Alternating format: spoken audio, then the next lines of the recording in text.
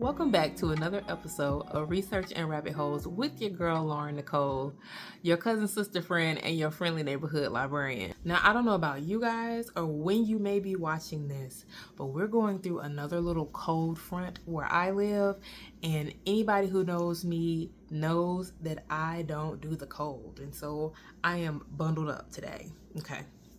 Now today's going to be a quick video because I really just wanted to show you how to find library events. The other day I was out and about dilly-dallying as I do, and I ran into a mutual friend and we had a huggy moment. It was great, and we were talking about getting together and doing the things, and this friend went into a spiel about how the library has cool things to do and people don't know, and I'm just like beaming with joy to hear this. She's like, yes, the library has so many cool things and people don't know about it, and there's a lot of people who just really don't know what's available at the library. And I was like, girl, you're preaching to the choir.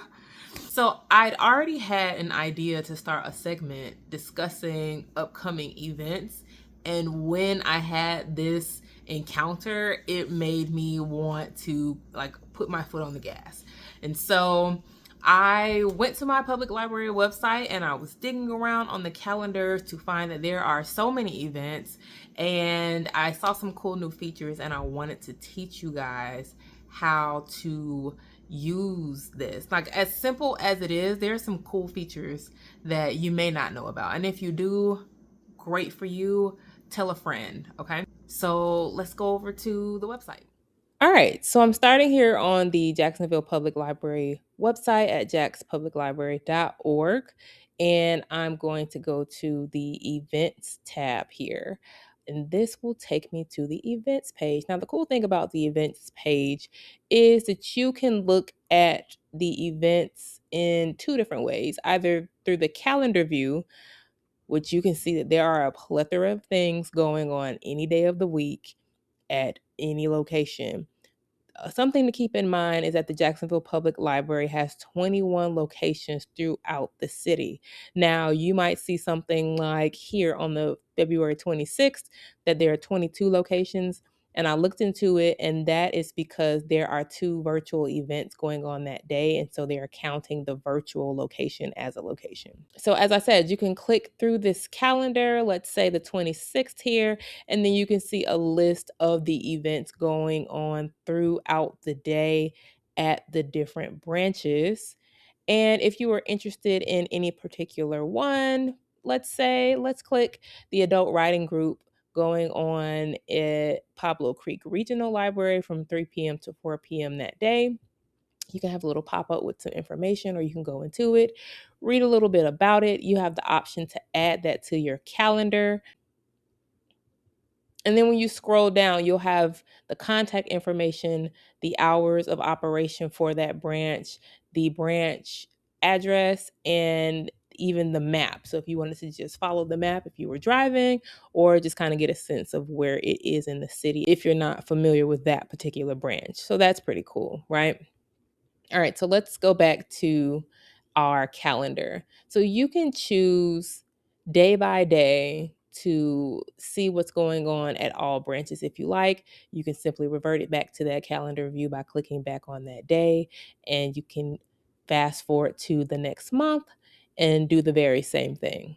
All right, now we can change from calendar view to list view, and it's going to list all of the events from top to bottom with at each location. Now, if that's something you're interested in, this is personal preference how you decide to view this calendar. Personally, I like the calendar view, but I want to point out some of the filters that I thought were really cool. Now, we are looking at events from February 23rd to March 25th. And you can filter by either the current day, tomorrow, this week, next month, this month, however it is you want to view it. If you want to limit the date range that you're looking at and just kind of focus in on events happening between these dates. So that is something you can do here by going in and changing that date. So next is a search bar. So if there are events that you are already familiar with, or you just kind of have like a basic keyword that you want to search within, like book club or story time, then you can search that in the search bar and it will limit to those results if those events are upcoming. So you may search for something and there's just simply not an event that's going to be happening around that, coming up anytime soon. You can also filter by location. So if you click location, let's change our date range here. Let's go to calendar and let's just do this month. All right, so we'll keep it in February. These are the remaining dates in the month of February. So February 23rd, 2026 to February 28th. If we click on location, we can filter down to one or however many locations that are of interest to you. Maybe there are, locations that you prefer to go to in the city, whether you live nearby or not. And maybe you like to stick to the handful, or depending on where you live, you like to stick to the ones that are closest to you. And I'm going to choose the main library just because it's the central location. It's the main library. It just makes sense. This is a test. This is only a test, okay?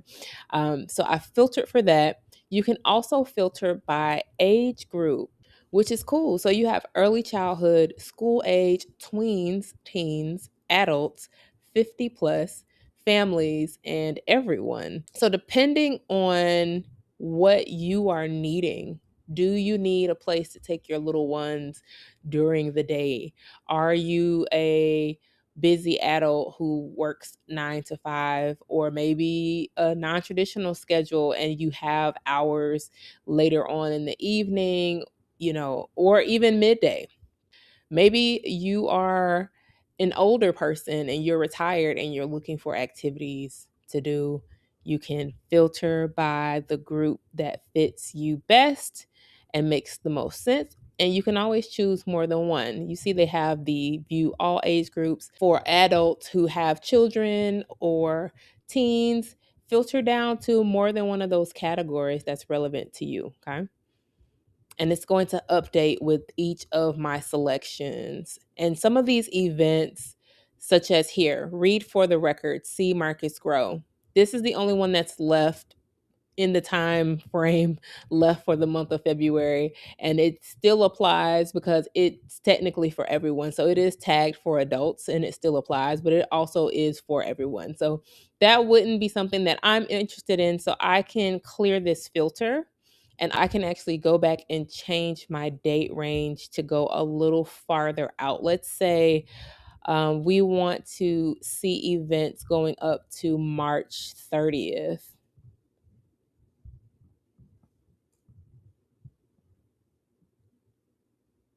Okay. And now let's reset our filters. We want to filter to the main library. And we want to filter. Actually, let's do view events at all branches, because that will make sure that we're not as limited, right? In my last search, I only had the one option, and that really was because I only chose one location. So let's do adults.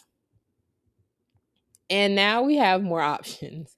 Now we have more options. And then you can click on event type. And so this is based on your interest, again, depending on what you're needing from the library. So if you're interested in authors, there might be a book talk, there might be a writing workshop. If you're interested in arts and crafts, citizenship, careers and jobs, life skills, staff training, your public libraries even serve as voting locations. So during election seasons, you can come onto this calendar and see which of the locations are serving as voting locations simply by filtering down to voting, right? You have games, GED, health and wellness, families, etc.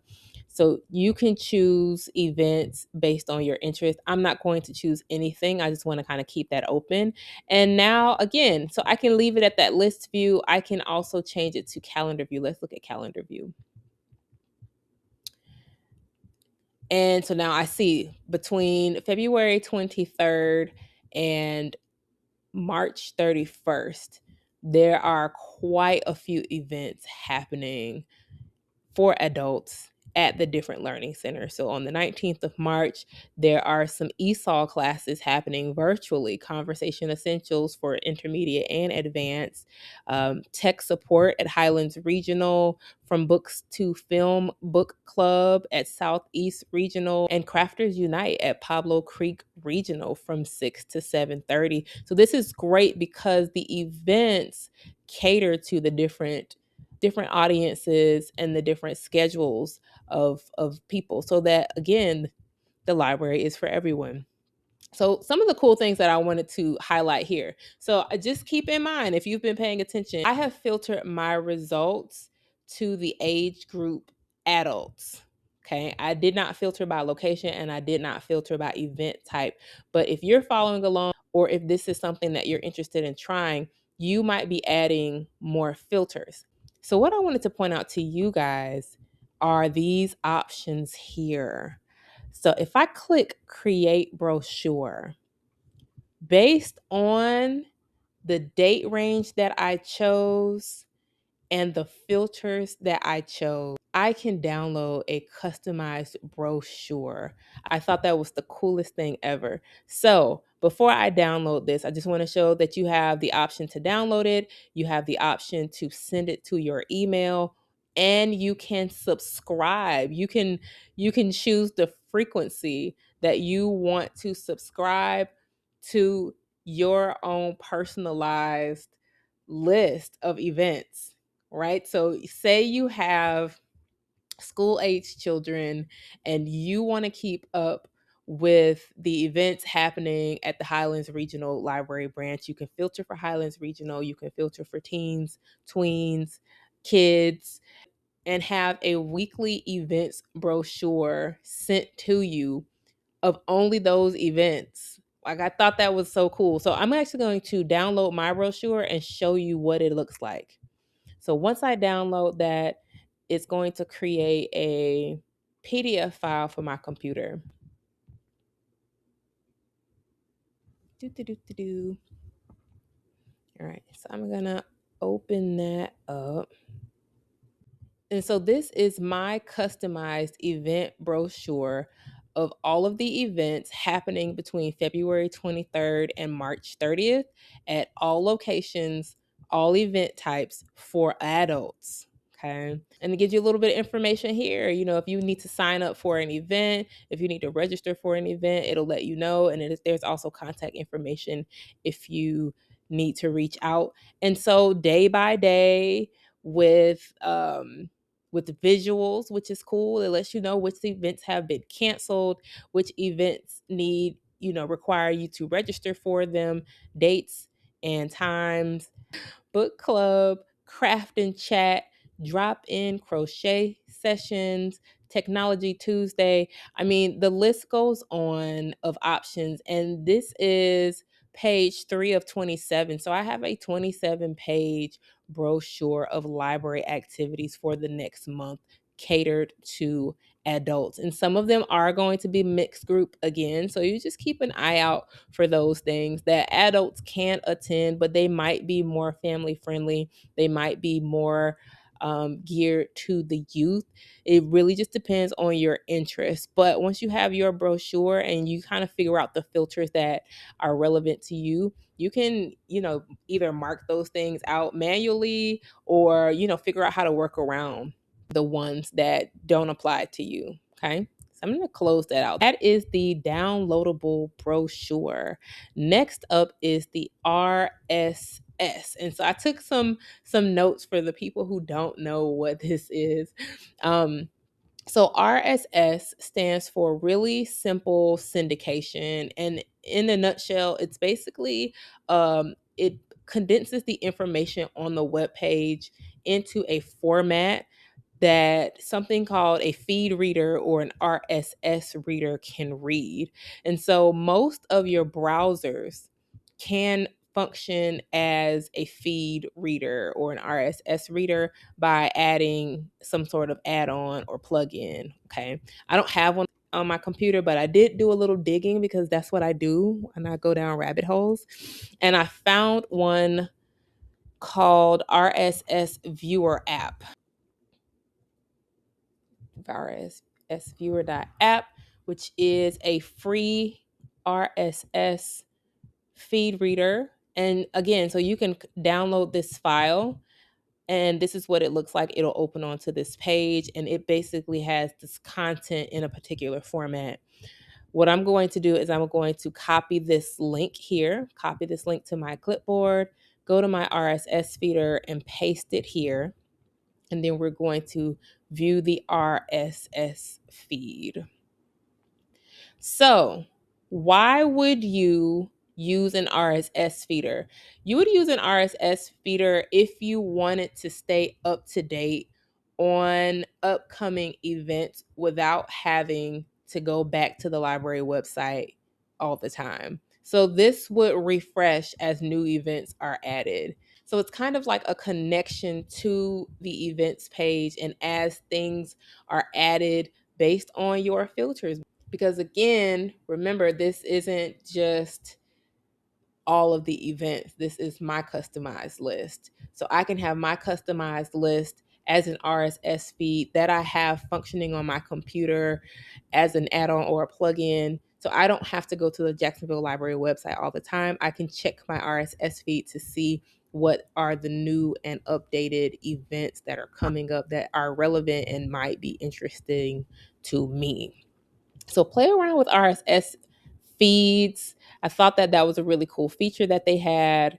And lastly is adding to calendar. So you can, again, based on the filters that you have applied, filtered by, so mine says filtered by showing all events at all locations for the age group adults. I'm sorry I'm being so repetitive, but I really want people to understand. Not everybody understands at the same speed, at the same time, that things have not necessarily changed. And I know that what is relevant to me might not be relevant to the next person. I just want you to know I'm here with you. So if you are 50 plus, 60 plus, and you're just kind of trying to figure this out, I have no problem going back over that information again. If you are a parent of a young child, if you're a teenager and you're just kind of trying to figure out what works for you, again, once you set that filter, whether you want to create that customizable brochure, you want to create that RSS feed that just updates based on,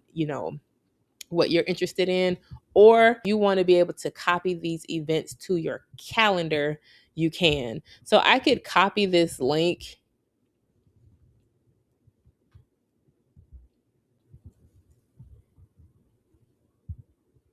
and I pasted it in my browser. And when I open that file, so I'm not signed into my Outlook, but if I was signed into Outlook, then I can simply add all of those events. I could add all of those events that fell underneath my filters, and they would be added to my personal calendar. So now, as I'm navigating with my phone, if my email is connected to my phone or my computer and I'm checking with my computer, I can just go and check my phone or my computer, my tablet, iPad, whatever mobile device that you might be using to keep up with the events. So again, you don't necessarily have to go back to the public library website. And then if you download that file, it's going to be the same thing. So either way, this is just two different ways to accomplish the same mission. But that is how you do it. So I don't know um, if anybody uses Outlook for other functions like work or anything like that. But when you add that event file, it'll like set a calendar invite kind of thing on to your calendar. So it'll have all the details.